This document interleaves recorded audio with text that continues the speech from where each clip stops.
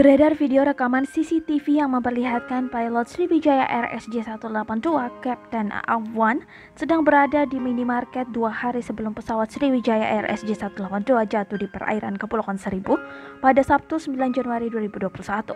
Video tersebut viral di beberapa sosial media seperti TikTok dan Instagram.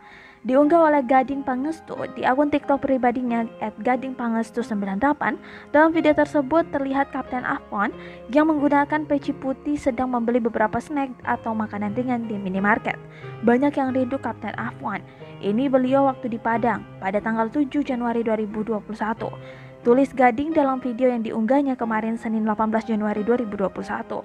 Pria asal Padang ini juga menuliskan ajakan kepada netizen untuk mendoakan yang terbaik untuk Kapten Afwan.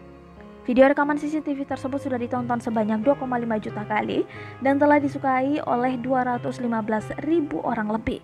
Dilansir dari tribunnews.com, Gading mengaku tidak mengenal secara pribadi sosok Kapten Afwan ini, namun ia mengaku sangat menyukai sosok Kapten Afwan ini.